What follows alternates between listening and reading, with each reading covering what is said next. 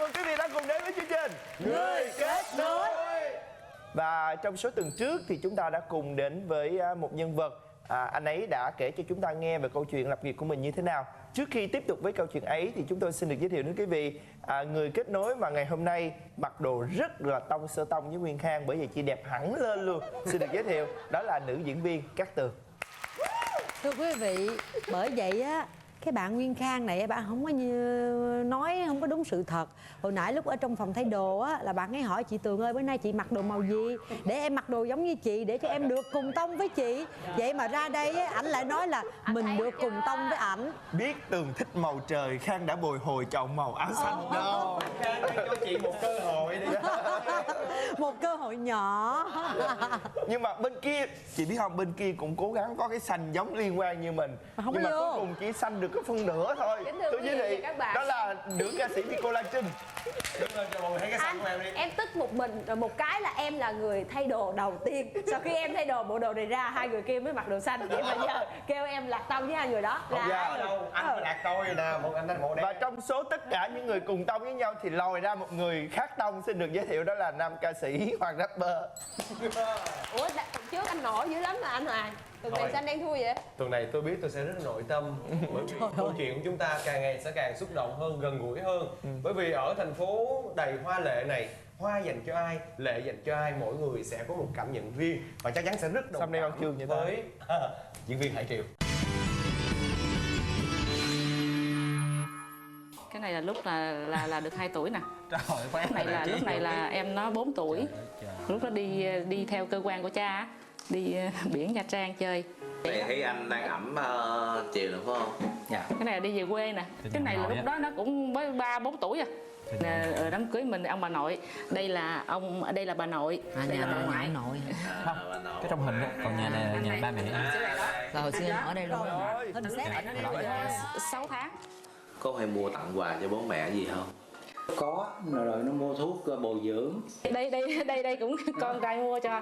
Thành ra ai cũng nghĩ là mình đi chùa thỉnh hay gì, nó không có, con tôi cho. Cứ vậy là đi đâu mình đeo vô chơi vậy đó. Quần áo để mình nhớ là một kỷ niệm. Áo này kia nó mua được 2-3 cái cho em. Giới thiệu với chú, đây là phòng của Hải Triều. Hồi xưa thì em ở nhà thì nó nghỉ ở đây.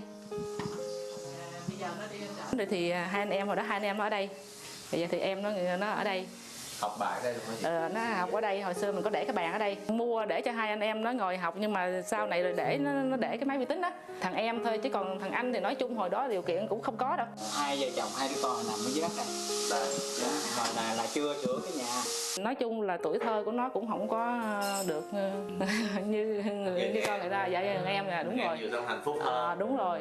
Cái gì cũng lo cho anh em thì anh thiệt thòi rất là nhiều. Anh thì vi tính này kia thì không có điều kiện để mua để sắm. Em thì mua sắm lúc đó có điều kiện.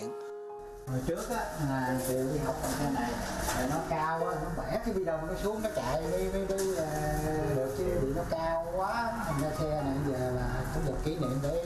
Ba mẹ là hay cất kỷ niệm, đồ kỷ niệm của mình. Xe cũ gì mới sửa, rồi nó chạy cái bi đông này nè, nó bẻ xuống là nó cao quá, nó dịnh mới được, chứ ngồi vậy nó khoái. Ôi trời ơi. Trời ơi, ngon lắm á. Đó. Xuất sắc. Đây là món này thích ăn. Anh hai không có ở đây em ăn giùm món cà chi nước mắm anh hai thích nha.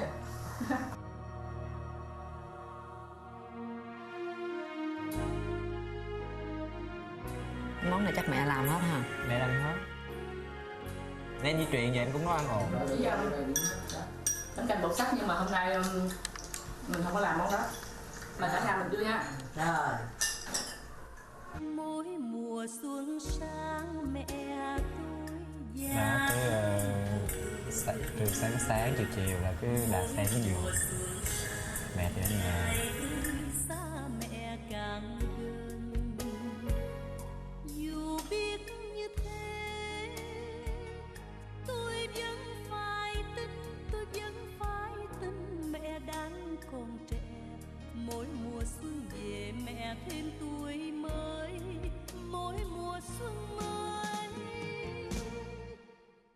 con mừng tuổi mẹ.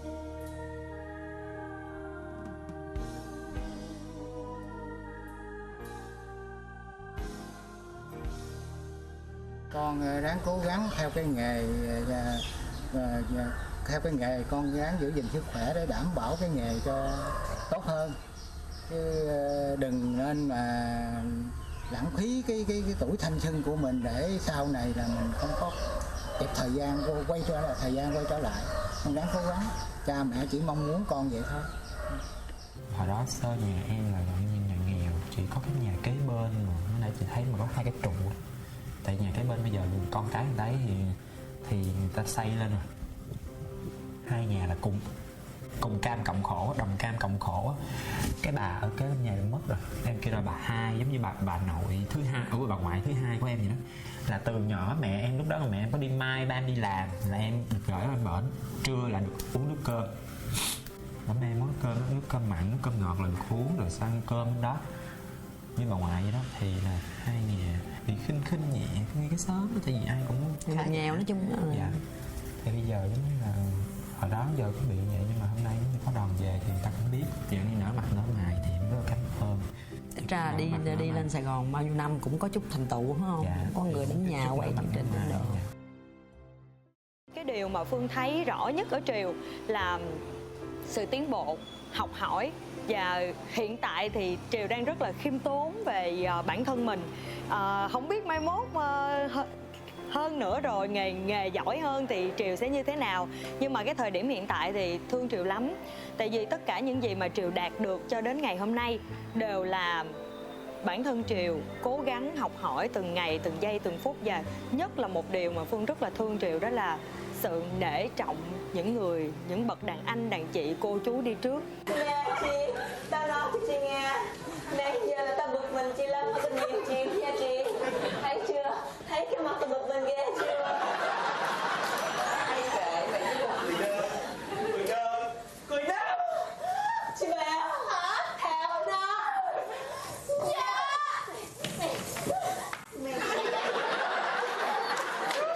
Ôi Nát ơi, em xin lỗi, em lỡ lời nha Nát. Anh Nát ơi, lỡ lời đừng có giận nha. Anh buồn lắm. Ở đây á, lúc nào cũng có chuột giặt hết trơn á.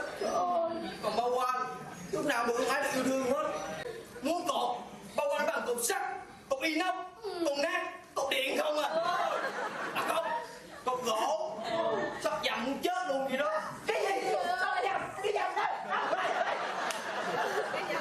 Con trai là bà đó bà. Em đâu có tên trai đâu. 19h30 Gem Center. Ngày tối hôm ấy, Hải Triều tham dự sự kiện quan trọng do Pops Worldwide tổ chức. Cảm nghĩ rất là vui và vinh dự khi được mời tới đây. Nghe rất phải ra này nãy giờ là đang rung là làm sao chút xíu có diễn trở nữa. Vậy là ngày hôm nay có diễn, nhưng mà ra cái tưởng tượng là Hải Triều, nhưng mà tới đây là Hải Triều phải chặt chém hết chứ, tại vì hôm nay trời lồng lộn đó. Nếu mà đến đây bình thường thì ở trong bộ dạng của một đứa con trai, nhưng mà là tại chút xíu có diễn cho nên phải trang điểm rồi sẵn hơi bước ra luôn. Chia tay nhau đã đến, còi tàu thét vang trong màn đêm. Hãy hôn tàu sắp chạy rồi. Em ơi, em lên tàu đi. Thì anh buông tay em ra mới lên tàu được chứ, nắm sao lên hoài được. Thôi em đừng đi mà ở lại với anh đi. Buông tay em ra em về thăm ba má rồi em vô. Ở lại với anh được không? Buông tay ra em về thăm ba má rồi vô. Ở lại. Buổi lễ kéo dài hơn 2 tiếng thì song song với thời điểm ấy, tại phòng trọ của Hải Triều thì ekip bí mật thu xếp cho một nhân vật khác trực tiếp theo dõi diễn biến đang diễn ra. Và đây là mẹ của Hải Triều. Chuyện là vậy đó. Rồi bà có sao không? Sao gì thì tàu chạy tới nhà cổ là gia đình ra đem chôn luôn đó. Vậy là anh có người yêu cũ nè. Người của anh chết, quen em mà vẫn còn nhớ người yêu cũ luôn. Tính lùng. Tôi truyền hồn báo mộng cho anh biết rằng tôi có 2 điều kiện với anh. 1, quên cô ta. 2, chia tay.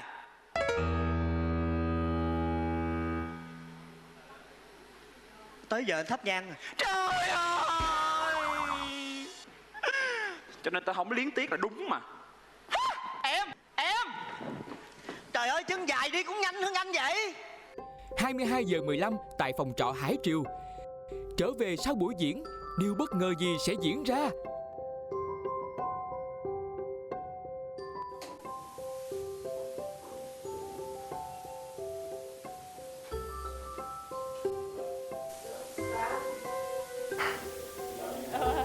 Chị dọn dẹp giùm nhà. Nhà cửa ngăn nắp hẳn ra luôn. Em nghĩ là ai? Gọi để lộ tung tích. Hay quá, thôi mẹ ta.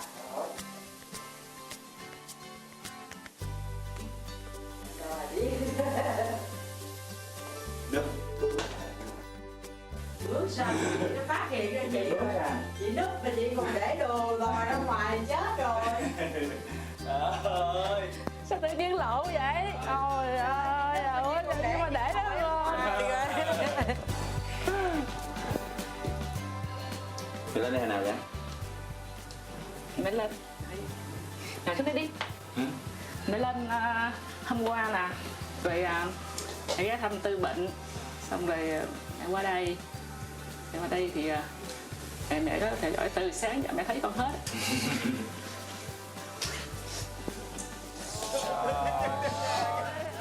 Thấy cái gì tao thì đi làm thôi. Thì bình thường nhưng mà đó giờ mẹ không thấy, giờ mẹ được thấy con thì mẹ cũng rất là vui. Để trực tiếp theo dõi mọi sinh hoạt của diễn viên Hải Triều, ekip Người Kết Nối đã lên kế hoạch đưa mẹ của Hải Triều từ Bến Tre lên thành phố Hồ Chí Minh trước ngày ghi hình. Một ngày dõi theo con trai từ phía sau dù vất vả, nhưng không gì hạnh phúc hơn khi được tận mắt nhìn thấy và nghe những tâm tư tình cảm từ đứa con của mình, để biết rằng con trai mình nay đã lớn. Mình lên ngày hôm qua thì khi đi thì mình có lên ghé nhỏ dì chơi á, rồi thăm nhỏ dì bệnh, rồi xong rồi sáng thì mới tới phim trường để được xem con diễn như này. Mình rất là vui, mà nói chung là trong lòng mình thì cảm xúc rất là nhiều. Mình cũng không có ngờ tới là con được như ngày hôm nay. Không ngờ, không có thể nào tưởng tượng được thì mẹ mình lên đây. Hôm bữa hồi đó có lên đó thì lên là giống như là lên chơi buổi rồi đi cha lên chơi thôi, nhưng mà không ngờ là mẹ mình hôm nay được lên đây với mình. Rồi đi cả ngày với mình coi mình làm cái gì. Hồi nãy giờ mẹ ở nhà mẹ dọn đồ mà chị nó coi chừng hồi nó về nó chửi á. Tại vì á đồ nó quăng ra tùm lum thì nó biết chỗ nào để cái gì, đồ diễn đâu mẹ quăng hết rồi, mẹ dẹp hết rồi.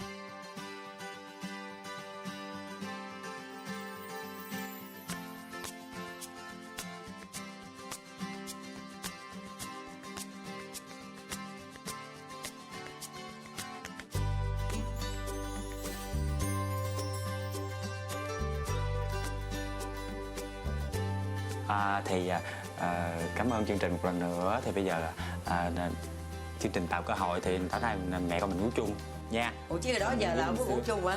Không có khi nào ngủ chung. Không có luôn. Ở trong nhà thôi. Hôm nay là em cũng một ngày vất vả rồi, mẹ cũng một ngày đi theo chạy đôn chạy ở ngoài núp buổi tối cũng trễ rồi, và hai mẹ con nghỉ ngơi rồi. Bye bye thôi, chúc hai mẹ con ngủ ngon nha. Trời ơi, vậy là mấy mình sai bét hết. Không có một giọt nước mắt. Không phải chị ơi, nhiều khi không phải những nhà con trai thì thường vậy đó. Ví dụ như là ngay cả em cũng vậy, em cũng rất ít khi nào mà em tâm sự hay thổ lộ lắm, em chỉ làm thôi nhưng mà không có nói đâu. Cuối cùng mẹ mọi người thấy mẹ hung con trai thì đúng rồi, mẹ thì bao giờ cũng hung con trai, mà giọng mẹ cũng ngàn nhưng mà nếu như bà Hải Triều chỉ cần mà mở lòng ra một chút xíu nữa là mẹ sẽ vỡ òa liền. Nhưng mà tại vì mặt bà Hải Triều đơ quá, nó cứ đơ cũng có thể là ngại với chị với lại ekip quay. Em nghĩ là Triều không bao giờ muốn làm cho mẹ mình rơi nước mắt đâu.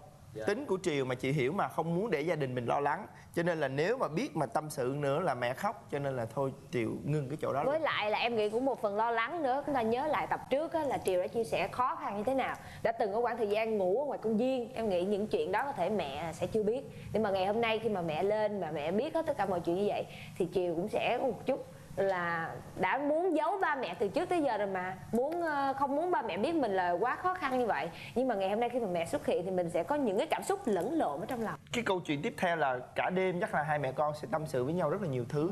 Tại vì người mẹ đã quan sát con suốt một ngày làm việc như thế nào. Mà tại sao chị mẹ chị không nấu ăn cho con mình để con về có chỗ đâu nấu ăn hả? Nhà không có bếp, nhà cái phòng trọ mướn ở có cái phòng đó thôi, chỗ đâu nấu ăn. Vậy hả? Vậy thì đó cái phòng có nhiêu đó ăn bụi không à. Vậy em sao thưởng thức được bữa cơm mẹ nấu? Theo như cái logic của cái chương trình Người Kết Nối á, là sau khi gặp gỡ là sẽ có cái đoạn là đưa mẹ hoặc đưa người thân đi chơi. Vậy thì quý vị thử đoán xem ở thành phố Hồ Chí Minh hoa lệ này, một diễn viên... Bến Thành. Xạ Thu. Dạ Bến Thành. Em nghĩ là Hải Triều dẫn mẹ đi coi kịch do chính cái vở kịch mà Triều ban ngày mà bây giờ ngủ đêm sáng lại là ban ngày. Nè, đầu tiên là dẫn mẹ đi ăn bún riêu ở chợ Bến Thành nè, sau đó dẫn mẹ đi mua chợ ở chợ Bà Chiểu nè. Chị nghĩ là chở mẹ tới cái công viên hồi đó ngủ bụi.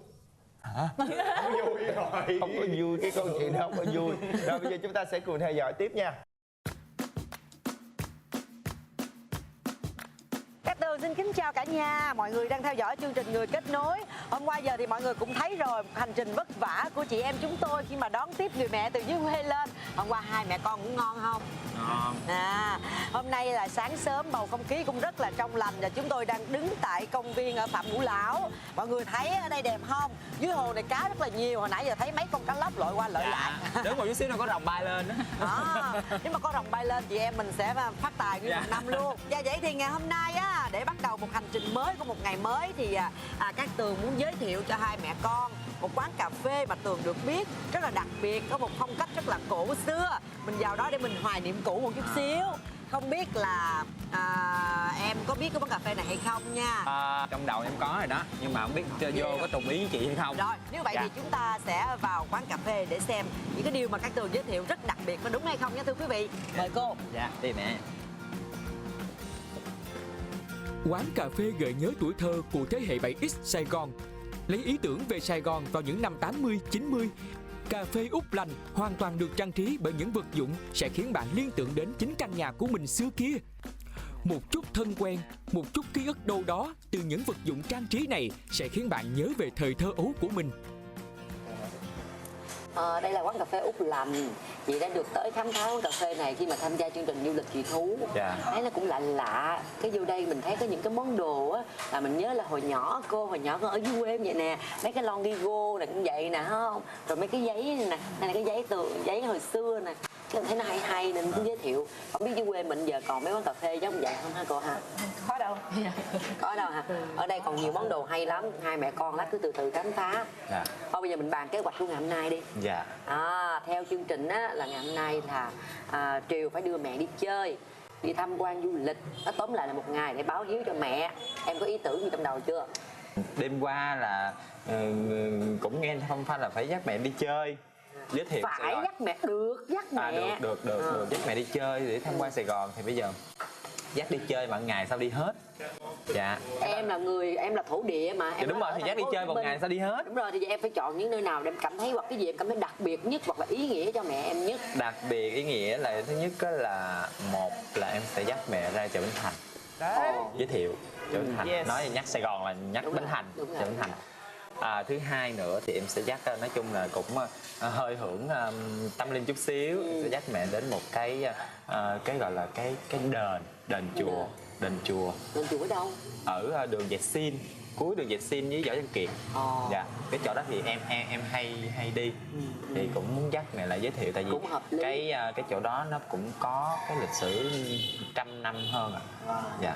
Rồi đâu nữa? Rồi cuối cùng chắc có mua sắm gì không? Mua sắm thì có. Dạ, có mua sắm. Mua sắm trên chợ Bến Thành luôn. Đúng rồi, mua sắm chợ Bến Thành. Okay. Rồi sau đó thì sẽ về nhà dì Tư. Về nhà dì Tư giống như người gì mà hay nhắc tới mỗi lần mẹ lên là dạ đúng rồi, về nhà dì Tư thì có thể là thăm dì Tư, rồi có thể nấu nhẹ một cái món gì đó để ăn xinh với gia đình dì Tư với mẹ. Ok, chị nghe cũng hấp dẫn á. Vậy nha. Dạ. Ok, rồi giờ mình uống cà phê xong cái là mình tạm chia tay. Chiều gặp lại. Ok chị. Từ Bến Tre lên thành phố Hồ Chí Minh học tập và lập nghiệp gần 10 năm, hôm nay lần đầu tiên Hải Triều đưa mẹ đi tham quan thành phố Hồ Chí Minh. Trước tiên là đi mua sắm. Giới thiệu với mẹ, đây là khu chợ Bến Thành, lâu đời của thành phố Hồ Chí Minh rồi, thì lâu quá mẹ đi lên đây cũng không có dẫn mẹ đi chơi đâu hết. Thì bây giờ đặc trưng ở thành phố là chợ Bến Thành, thì dẫn mẹ vô để coi chợ Bến Thành thế nào. Hai phòng đi. Nằm ngay bên cạnh vòng xoay Quách Thị Trang và công viên 23 tháng 9 là khu chợ Bến Thành. Chợ có 4 cổng, mỗi cổng có gắn đồng hồ và hướng ra các tuyến phố chính. Chợ có hơn 3.000 sạp hàng, bán sỉ và lẻ đủ các loại hàng hóa. Chợ bắt đầu mở cửa hoạt động từ 4 giờ đến 18 giờ tối. Mới đây, tờ tin tức USA Today của Mỹ đã xếp hạng 45 khu chợ ẩm thực tuyệt vời nhất thế giới. Trong đó, chợ Bến Thành của Việt Nam đứng thứ 15. Ghê vậy. Wow. Ở đây có tiệm bún ngon lắm á. Cho các cái hũ để riêng 2 cây dầu với cái này vô. 2 cây dầu với cái đó để riêng, ý là cái này còn mấy. Lấy cho nước phán nữa, cho nước phán bự bự á.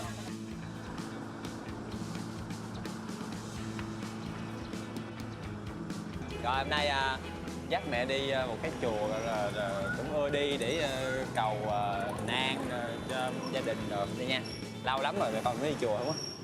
Di tích kiến trúc nghệ thuật quốc gia Hội quán Quảng Triệu nằm ở số 122 đường Võ Văn Kiệt, quận Nhất. Mặt bằng tổng thể của Hội quán Quảng Triệu được chia thành 3 trục, trục chính ở giữa và 2 trục phụ hai bên. 3 trục kết hợp với nhau tạo thành một mặt bằng hình chữ nhật. Người ta còn gọi kiểu mặt bằng này là hình chữ khẩu hoặc chữ quốc. Trên lối vào chính điện có treo một phù điêu làm bằng gỗ chạm khắc tinh xảo, biểu tượng cho những chiếc thuyền đã được Thiên hậu Thánh Mẫu cứu vớt. Giữa các gian nhà có khoảng sân trời.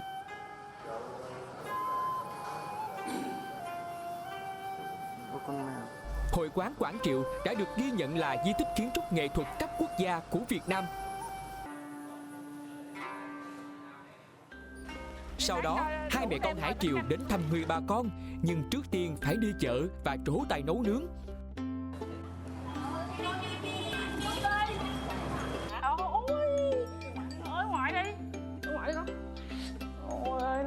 Hôm nay Hải Triều được đích thân cùng mẹ vào bếp nấu món ăn mà đã hơn 2 năm chưa được thưởng thức.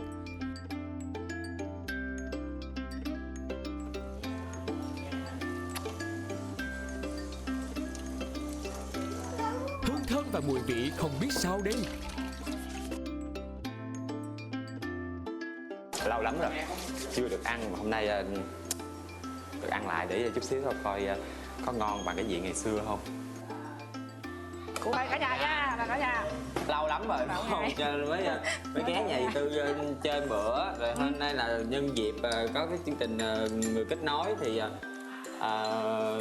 đến nay là được dì Tư nấu đại, dì Tư với mẹ nấu đại cho ăn món bánh canh bột xác. Hôm qua thì cả ngày hôm qua đó bánh ca bột, bây giờ là cả ngày hôm qua là đi chạy show nói chung là đi làm ê hề mà đâu có biết là chương trình có cho mẹ theo đâu.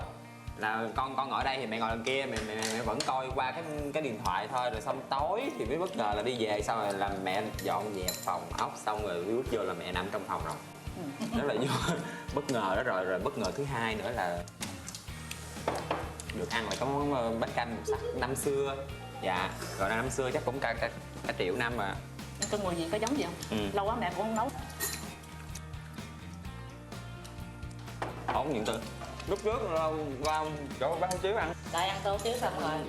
Chia tay người dì, Hải Triều đưa mẹ tham quan quảng trường, phố đi bộ đường Nguyễn Huệ, quận Nhất, thành phố Hồ Chí Minh, được kết nối với nhà ga Metro, nhà hát thành phố Hồ Chí Minh và quảng trường khu đô thị Thủ Thiêm, quận 2 trong tương lai. Đây, giới thiệu đây là phố đi bộ Nguyễn Huệ. Cái phố này là bây giờ người ta làm ra vậy để cho đi bộ. Rồi Tết nhất á, thì trên đường Nguyễn Huệ thì mình nghe hồi đó nghe mang máng là đường Hoa Nguyễn Huệ đúng không? Thì nó làm tại đường này, nhưng mà hồi đó là hai bên đường nó sẽ là đường đi đường bình thường như tất cả các đường khác, nhưng mà nay bây giờ là nó quy hoạch lại thì nó sẽ làm phố đi bộ Nguyễn Huệ. Là tối thì ra đi bộ cho vui. Rồi còn đằng kia ở đây người ta có bán cái gì để nhìn con hai bên đường quá trời. Tối có hả? Bây giờ không có mà hai bên đường. Rồi nó có một cái đài phun nước ở giữa đường vậy nè. Đằng kia kìa. Đi cái tới giờ cái ai đi ngang không kịp thì ướt người thôi. Chơi vậy đó. Đó, ở đây là đi Tesco cao nhất thành phố. Có siêu thị, có nơi bán đồ, có rạp phim, rồi có mấy văn phòng, rồi có quán nước rất là nhiều. Mà muốn mà đi lên tầng cao nhất là 200.000 người. Đó thì đây là bên đây là cái khu chung cư cũ lâu rồi đó. Ủa nhưng mà cái này là mặt tiền thôi, ở trong còn nhiều nữa. Mỗi một ngăn vậy là một đúng rồi. Là bán các thứ. Đúng rồi. Quay thấy Bitco này. Sao rồi, hành trình một ngày hôm nay hai mẹ con như thế nào? Có tròn trách nhiệm nhiệm như lời tôi giao kèo hồi sáng không? Bây giờ là tròn trách nhiệm hay không thì em lúc nào em cũng tròn rồi đó. Em vậy xí em nghĩ là tròn đó chứ. Đúng rồi. Cái đó mà hỏi mẹ. Sáng giờ cô cảm thấy như thế nào cô? Một ngày đi chơi với con trai ở thành phố Hồ Chí Minh cô thấy như thế nào? Bây giờ nói mà không tròn là xỉu. Mình rất là vui mà mình thấy rất là trọn vẹn. Dạ. Mình đi đủ những cái chỗ mà như con đã hứa. Dạ. Nghe vậy em cũng nhẹ lòng. Thấy chưa? Méo chút mẹ cũng nói tròn rồi. Rồi gì đây? Này là gì đây? Cái này nhang đèn. Wow. Để em đi quay em đốt, này là sai. Dạ cái này của em. Không liên quan gì cho mẹ hết trơn. Những cái gì mua cho mẹ. Đây, dù là túi rất nhỏ nhưng mà là những cái món cha với mẹ rất là thích. Có quà cho cha nữa có không? Cha mẹ, trà, dầu. Rồi, dạ. Một vài món trà cha với mẹ thôi thích. được rồi, thôi trao cho mẹ đi. Đây. Dạ. Bây giờ đó thì nhân cái chương trình này cũng hứa luôn là thứ nhất là con sẽ ráng ở trên đây con làm tốt để không phụ lòng cha mẹ từ đó giờ. Nếu mà được thì nếu mà có cơ hội thì mời chị Tường về quê em chơi. Được không cô? Con về quê con ghé nhà cô chơi. Cho chị Tường tắm xong bánh tre. Dạ. Thôi giờ hai mẹ con đứng sát vô rồi ôm hôn thiết gì để tạm biệt nhau đi. Con đã dạy sức khỏe nha. Như vậy là các Tường cũng đã hoàn thành sứ mạng của một người kết nối trong suốt 2 ngày đồng hành cùng với hai mẹ con của Hải Triều. Và bây giờ thì đã đến giờ xe về quê, về Bến Tre bắt đầu lăn bánh rồi. Bây giờ chúng ta phải tạm biệt mẹ của Hải Triều thôi. Tạm biệt cô, thượng lộ bình an nha cô nha. Bye mẹ. Bye chị. Cảm ơn chị. Bye chị.